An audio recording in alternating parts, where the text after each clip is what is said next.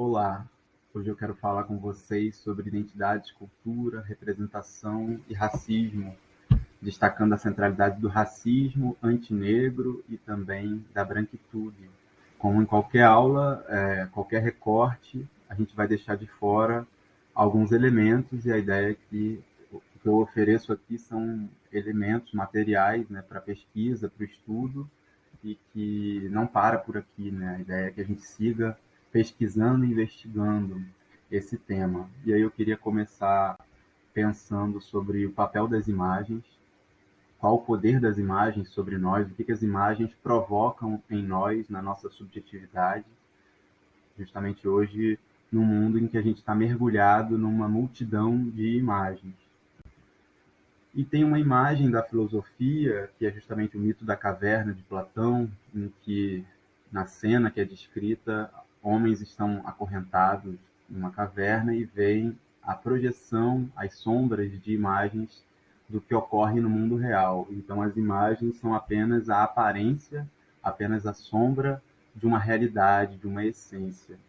E aqui nessa imagem, nessa tirinha do Maurício de Souza, o autor de Turma da Mônica, tem uma nova representação dessa caverna de Platão, uma atualização dela, em que no final da história, os homens presos ao fundo da caverna, eles estão presos ali à tela da televisão. Essa é uma imagem muito fixa também, né? A gente está aqui trazendo o mito da caverna de Platão também para questionar, né? Se a imagem ela é só falsidade, se ela é só mentira, se ela é só uma cópia, enfim, insatisfatória da realidade. E o que eu quero provocar é a gente pensar que a imagem ela produz realidade também. As imagens ela tem de alguma forma, um valor próprio. Então, estou trazendo aqui a Caverna de Platão para a gente lembrar que essa questão das imagens e da cena e do que a gente hoje entende como imagem, como produção de imagem, do cinema, da TV, das mídias digitais, parece que há muito tempo já é pensado, já tem uma série de encaminhamentos, né? O encaminhamento lá na antiguidade grega do Platão foi de alguma forma condenar as imagens, dizer que elas não são capazes de nos mostrar a verdade. Mas a ideia é que a gente analise uma série de imagens juntos e pense o que que elas estão dizendo sobre nós e como que essas imagens de alguma forma constituem, fabricam nossa identidade. Mas quero ainda nessa introdução problematizar, né? Mostrar que a imagem ela traz fissuras também, rachaduras. Nem tudo é uma simples reprodução de uma verdade já pronta, já dada. E aqui, nesse quadro famoso do René Magritte, A Traição das Imagens, é o nome do quadro, tá escrito, tem o que seria um cachimbo desenhado, e embaixo desse cachimbo desenhado os dizeres "Ceci n'est pas une pipe", isto não é um cachimbo, em francês, né? E aí tem uma provocação aqui, né? Uma dissociação entre a imagem e o texto, entre a imagem e a realidade. A gente poderia, não dá para a gente fechar aqui um único sentido para essa obra, mas ela traz uma série de provocações, mostram para a gente que a representação tem limites, né? Que a representação, em algum nível, não dá conta da realidade. E quando ele está fazendo esse gesto, já é um gesto diferente lá do Platão na Antiguidade Grega, no meu entender. Aí fica aqui essa provocação em cima desse quadro do René Magritte. Uma outra obra que para mim também diz respeito a essas rachaduras, essas fissuras que existem na nossa relação com as imagens, está nesse poema de um amigo, que é o Renan Porto, no livro O Cólera, a Febre. Ele finaliza o livro com esse poema aqui, que é o poema de número 25. E eu vou ler para a gente pensar aqui a partir do texto. E ele diz assim: das coisas mais bonitas que vi na vida, quiçá seja possível ver fora da vida, e que entre a coisa vista e a beleza havia um relógio quebrado, e por isso só agora revejo a coisa, quando antes não sabia, estar esperando o seu sinal de belo. Foi um dia, se me lembro foi. Um dia uma moça, uma tela trincada, e a moça pensou não poder tirar print do celular porque a imagem guardaria os trincos daquela tela. E só hoje percebi como aquela moça falava do pensamento e como aquela imagem de si guarda as feridas do corpo. E eu ainda tentei argumentar, mas moça, existe a tela, existe a imagem, agora falam de hologramas, mas ora, e os livros? Mas moça, existe a tela e a imagem. Eu falei para ela e ela, ainda assim, não quis aquela imagem. Esse poema me provoca, enfim, uma série de reflexões também sobre a nossa relação entre pensamento, imagem, linguagem. E estou trazendo aqui para a gente pensar mesmo, como eu disse, essas rachaduras, né? Esses deslocamentos no significado das imagens.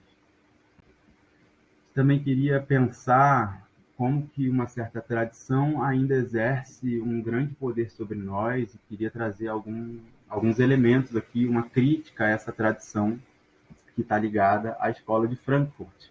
Esses filósofos, Max Horkheimer e Theodor Adorno, por exemplo, têm escritos muito importantes, muito pertinentes, que estão tentando falar da época deles, começo do século XX, primeira metade do século XX, contexto de nazismo, fascismo na Europa, contexto do surgimento do que eles chamam de indústria cultural, da consolidação da rádio, do cinema, das revistas, né? A televisão ainda não era um elemento ali presente, a gente ainda não tinha internet, as mídias digitais, e eles trazem uma crítica de, de denúncia, né? De denúncia do quanto que as imagens e os valores e as verdades produzidas no contexto da indústria cultural acabam produzindo um certo tipo de sujeito, de pessoa, de comportamento que é sempre obediente, que é sempre alienado, que é sempre alheio mesmo ao todo da sociedade. E aí, enfim, temos que tomar cuidado também com uma análise que vai também numa direção de só mostrar o controle, de só mostrar o quanto a imagem nos controla. E eu quero provocar aqui a gente a pensar que o tempo todo a gente está, de alguma forma, assumindo uma postura também ativa diante das imagens, negociando com essas imagens, decodificando as mensagens que chegam até nós. Então, a gente está pensando aqui, claro, nesse contexto já digital, do smartphone, da cultura digital, da selfie, do curtir, do compartilhar, do comentar, essa série de gestos que a gente é hoje levado a conduzir, a ter, e, enfim, é evidente que essa repetição, ela causa em nós alguma coisa, ela nos produz de alguma forma, produz em nós uma certa forma de ser no mundo, uma certa subjetividade, a ideia de que somos indivíduos, que somos individuais, uma certa noção do que é ou não ser solidário com o outro e por aí vai. Essa base, essa reflexão aqui da Escola de Frankfurt tenta justamente ser uma forma de interpretar qual o papel das grandes máquinas culturais, dos grandes aparatos culturais na fabricação das nossas identidades e subjetividades. A Escola de Frankfurt tem a base no materialismo histórico dialético, a base lá no Marx, do Karl Marx, no século XIX, que é uma base bastante interessante, que pensa que o indivíduo é sempre social, não pode ser pensado como algo isolado. E aí tem toda uma reflexão sobre a consciência humana, não como algo que sozinho determina a existência, né? Que a partir desse sujeito a existência vai ser criada, produzida, mas o materialismo ele inverte essa relação e procura mostrar como que as condições materiais da nossa existência que produzem uma certa forma de conceber o mundo, uma certa consciência sobre o mundo, uma certa forma de desejar, enfim, elementos que estão no mundo também. Então, essa inversão que o marxismo e que o materialismo faz daquele idealismo que lhe antecedeu é bastante interessante, mostra como que a gente nunca pensa nada isolado, o que a gente pensa é sempre dentro de um contexto mais amplo, né? E essa crítica da escola de Frankfurt, que traz essa base do materialismo, também está preocupado em denunciar as ideologias, como que as ideologias das classes dominantes se impõem também sobre as massas, sobre as classes então subalternizadas, que mesmo numa condição diferente da classe dominante, acabam por reproduzir as ideias, o conjunto de ideias da classe dominante, gerando aí o fenômeno da alienação, o fenômeno de tornar-se alheio a si mesmo, a sua própria condição. Essas análises da base materialista, elas têm a classe social, as relações de classe como o centro. E aí é isso, assim, tem um problema da determinação, não é exatamente o determinismo social, mas é aí um conceito também de determinação, dessa ideia de que a condição material determina a nossa consciência, que a vida determina a consciência, e parece sobrar pouco espaço para fuga, para o escape, para a saída. Parece que sobra pouco espaço para a subjetividade, para aquilo que a gente poderia cultivar de alguma forma, não pautado por aquilo que a indústria cultural, por aquilo que as máquinas culturais, digitais, industriais dizem que deve ser, né? Então, no meu entender, é uma interpretação minha, essa base teórica, ela é muito importante, ela é interessante, mas é preciso pensar outras bases também que nos ajudem a entender o papel da subjetividade, o quanto que do lado do próprio sujeito, dos sujeitos individuais ou coletivos, também existem formas de luta, de resistência, de contraposição, de contestação daquilo que seria a ordem estabelecida, as imagens dominantes, as ideias dominantes na nossa sociedade. Então, queria pensar aqui um caminho que nos leve para a descolonização do nosso pensamento, da linguagem, e que traga a questão do racismo para o centro também do debate. Pensar aí o papel dos estereótipos, que eu vou definir logo mais. Aqui está a capa desse livro do Frantz Fanon, Pele Negra, Máscaras Brancas, que já é um título bem provocativo. Frantz Fanon é um filósofo, psiquiatra, martinicano, que era uma colônia da França, e ele, enfim, estudou, desenvolveu uma série de pesquisas, livros, que misturavam também a base marxista, materialista, com a psicanálise, e aí ele traz a questão da colonização, do mundo colonial, do mundo que separa de forma hierarquizada o colonizador e o colonizado, e ele centra a análise dele na subjetividade do homem negro. O Fanon também contribuiu com a libertação da Argélia, um país africano. Ele atuou ali também atendendo pacientes, né, que sofriam com racismo, com a guerra colonial, e dali ele também tirou uma série de conclusões sobre, enfim, o próprio papel da medicina, da psiquiatria e também da filosofia. E ele contribui para pensar os estereótipos, como que o negro é representado por oposição ao branco, o branco por oposição ao negro, e como que essa representação ela é hierárquica, ela demarca poder. E, em geral, a representação construída na história, na tradição, é uma representação muito negativa sobre a pessoa, sobre as pessoas negras. Queria citar esse trecho aqui que está lá em Pele Negra, Máscaras Brancas, que é um trecho bastante provocativo, em que o Fanon escreve desse jeito. Na Europa, o mal é representado pelo negro. O carrasco é o homem negro. Satã é negro. Fala-se de trevas quando se é sujo, se é negro. Tanto faz que isso se refira à sujeira física ou à sujeira moral. Na Europa, o preto, seja concreta, seja simbolicamente, representa o lado ruim da personalidade. Na Europa, isto é, em todos os países civilizados e civilizadores, o negro simboliza o pecado. O arquétipo dos valores inferiores é representado pelo negro. Na Europa, o preto tem uma função: representar os sentimentos inferiores, as más tendências, o lado obscuro da alma. No inconsciente coletivo do Homo occidentalis, o preto, ou melhor, a cor negra, simboliza o mal, o pecado, a miséria, a morte, a guerra, a fome. Todas as aves de rapina são negras. Na Martinica, que é um país europeu no seu inconsciente coletivo, quando um preto azul faz uma visita, exclama-se: "Que maus ventos o trazem!".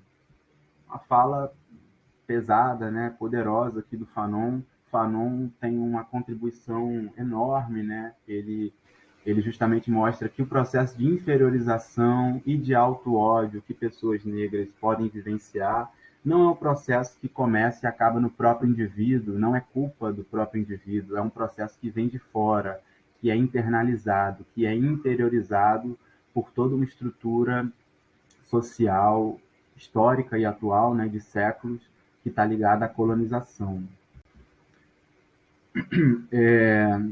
Elementos para a gente pensar os estereótipos e essa representação negativa sobre o negro, acompanhada de uma representação positiva dos brancos, a gente pode encontrar uma série de elementos no documentário, longa-metragem, do Joelzito Araújo, que é um filme do ano 2000, que chama A Negação do Brasil, o Negro na Telenovela Brasileira.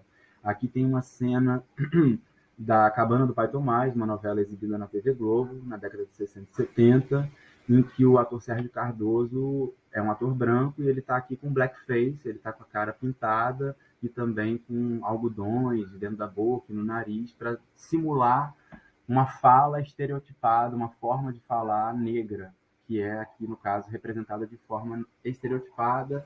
Esse blackface teve repercussões na época, foi uma polêmica pública, né? O público reagiu, se posicionou, a novela teve uma série de outras questões e, enfim, acabou sendo avaliada como um fracasso, até onde eu entendo, pelo público da época.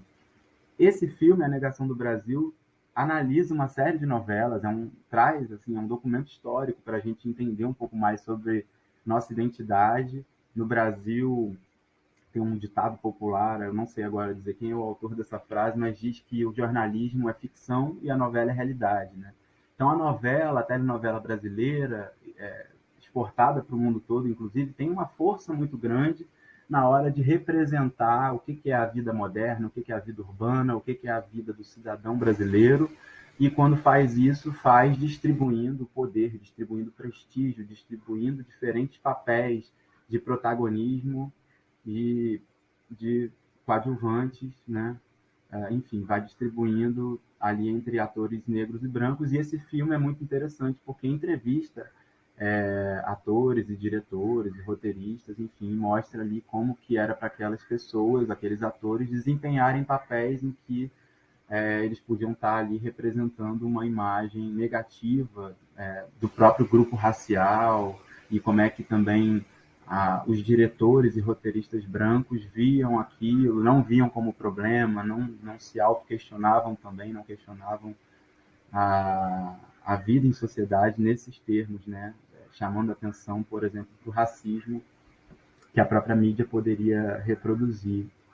E mesmo quando se denunciava o racismo de alguma forma, em várias novelas, né, muitas vezes isso ainda era feito dentro de um enquadramento racista também, né, em que representava ali, às vezes, já um jovem negro, um homem negro, que enfrentava o racismo, mas que estava, de alguma forma, isolado da sua comunidade local, era um negro isolado no mundo dos brancos. Então, tem uma série de problemas, né, que as novelas vão destilando para a gente, e analisar essas novelas a partir desse filme pode ser bastante interessante. O filme é de 2000, então outras águas já rolaram desde então, outras novelas, séries, materiais audiovisuais foram feitos. A gente pode seguir analisando bem nesse estilo aí que o Joelzito Araújo propõe. Ainda para pensar os estereótipos, né? Esse filme, A Negação do Brasil, faz um grande inventário, né? Mostra ali uma série de estereótipos possíveis que são colados à imagem das pessoas negras, e uma autora importante do campo da filosofia e das ciências sociais, uma autora brasileira, que é a Lélia Gonzalez.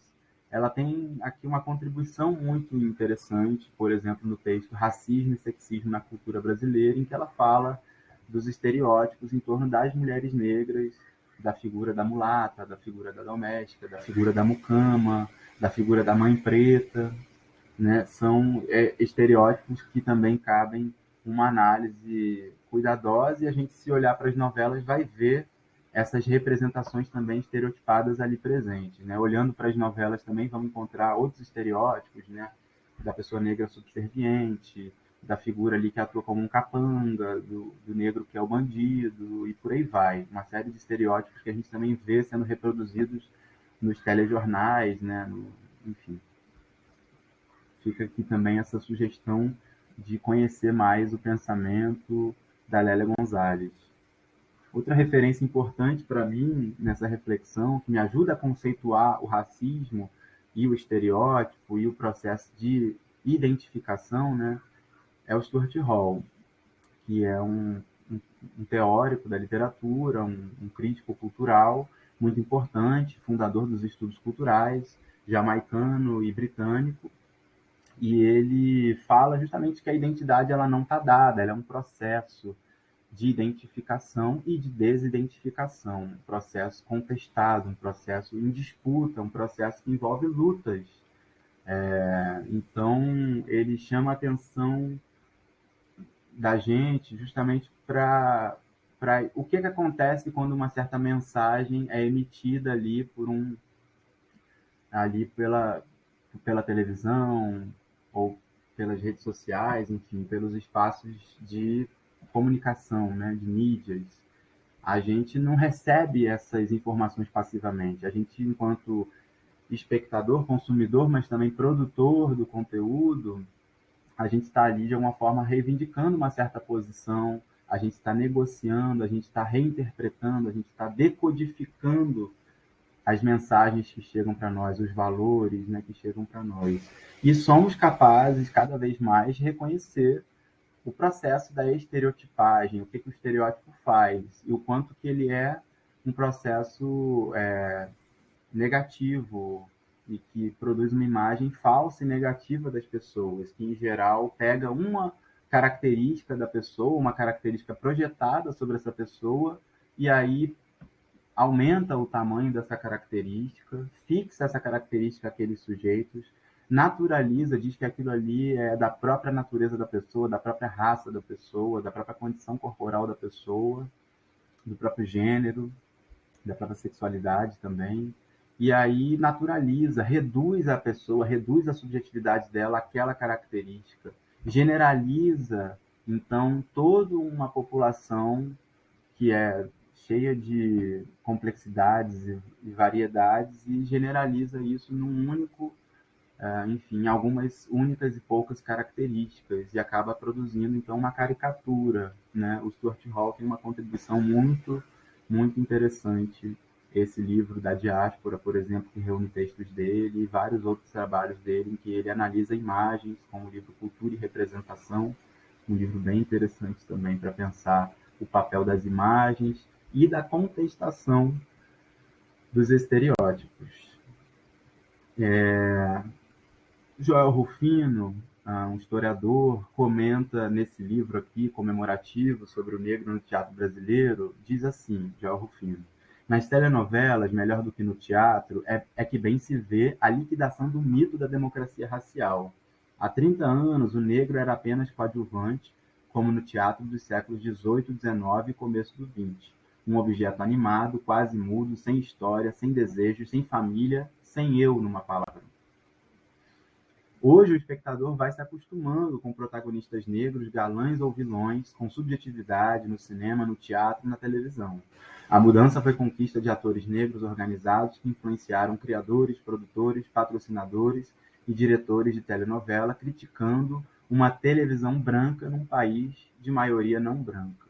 Então aqui o João Rufino dos Santos tem um olhar até certo ponto otimista, né, que mostra que as coisas de alguma forma mudaram, porque no contexto brasileiro mesmo, a gente já tem mais criadores, né, por detrás das câmeras, inclusive, que também são pessoas negras e que, em tese, têm ali uma sensibilidade maior para não reproduzir estereótipos sobre o seu próprio grupo.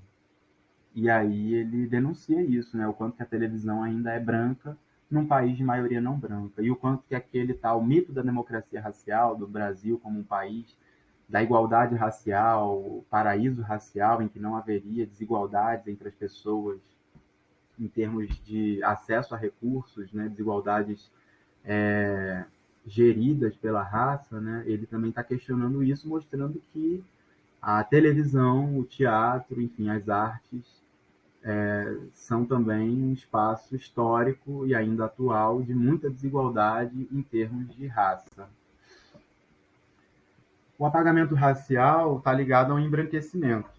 O que significa ser branco no Brasil hoje? Então, a gente não pode aqui falar disso tudo sem também pensar o que é ser branco. Eu estou aqui enquanto um professor, um pesquisador branco, um homem branco, oriundo da classe média. Então, também, quando eu faço essa pesquisa, essa investigação e tento compartilhar ela com vocês, faço também desde esse meu lugar de fala, de poder, de ter sido socializado como branco num contexto muito homogêneo, né, também cheio, repleto de pessoas brancas.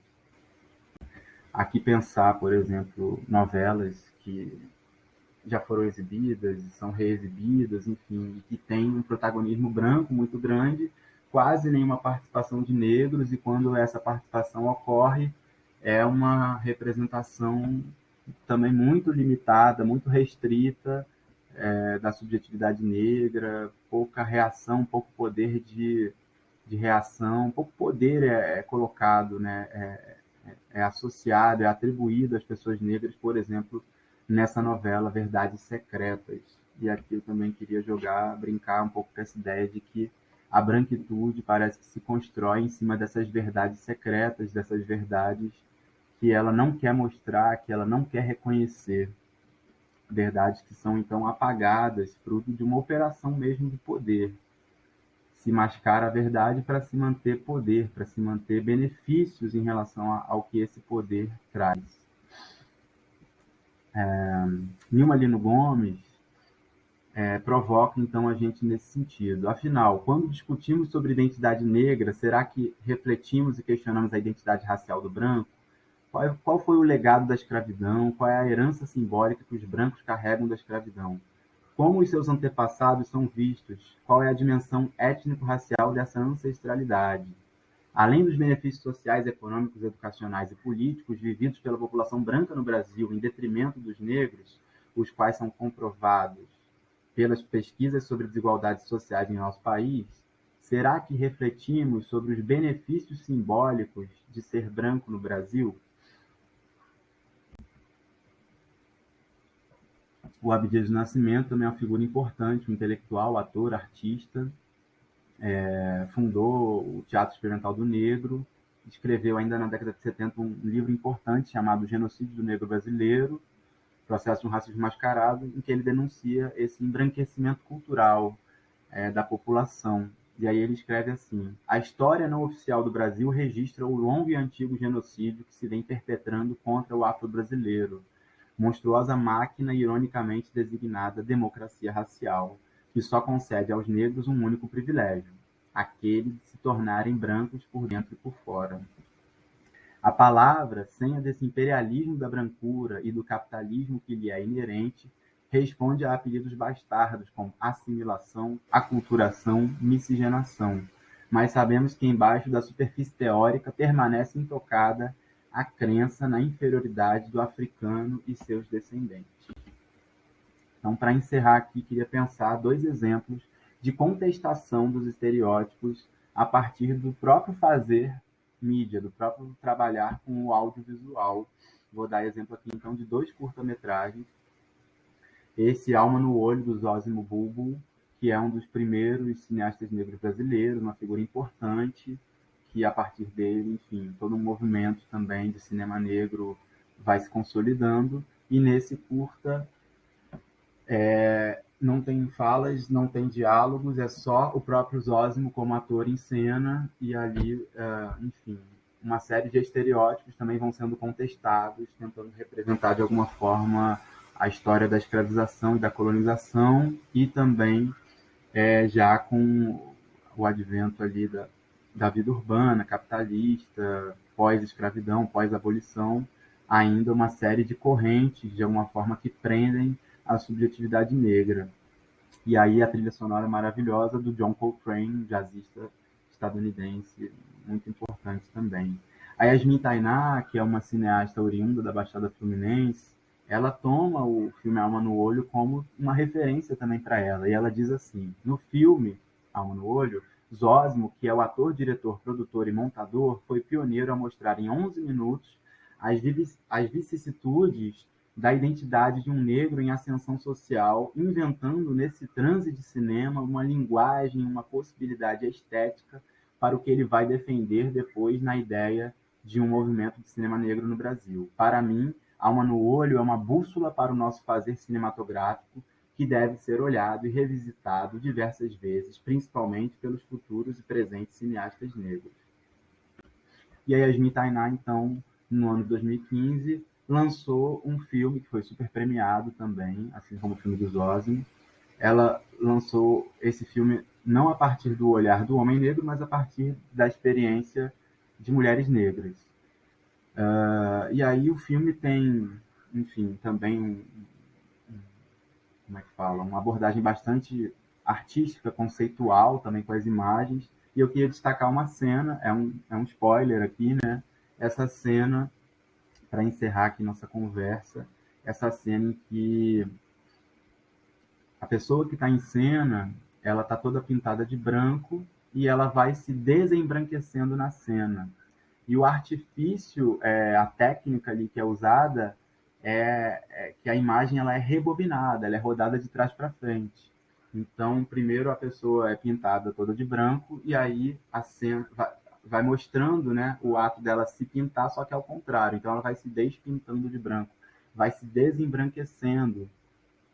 E eu, enfim, num insight, numa interpretação também minha, não sei se essa é a interpretação principal da própria autora desse filme, mas eu também entendo que esse olhar, um certo olhar sobre o passado, uma certa volta no tempo, rebobinar um pouco a fita, o filme, é também importante para a gente reinventar o nosso passado, reentender a nossa história e se libertar desses processos de embranquecimento, de poder, de racismo que tentam construir, conformar nossas identidades a uma certa, enfim, distribuição mesmo dos recursos, do acesso à qualidade de vida.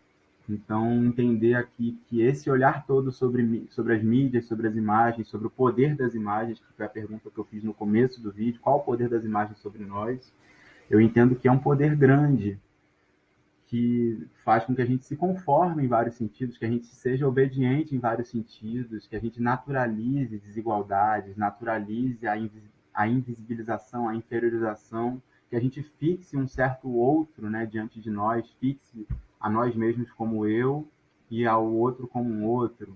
Esse processo todo, então, através do estudo, da pesquisa, da conversa, do diálogo, pode ser de alguma forma desfeito. A gente tem também um poder sobre as imagens, elas não têm um poder absoluto sobre nós. Nós podemos contestá-las, nós podemos reivindicar outras imagens que nos representem de uma forma que a gente julgue mais interessante. E aí essa a proposta, vamos seguir pesquisando outros materiais, filmes, novelas, séries, jogos, músicas, livros, que nos possibilitem pensar nossas identidades. O que você achou desse vídeo também, se você puder deixar seus comentários aqui, entrar em diálogo comigo, vai ser ótimo, provocar diálogos com pessoas à sua volta. A ideia desse vídeo é uma provocação. Agradeço sua atenção até aqui.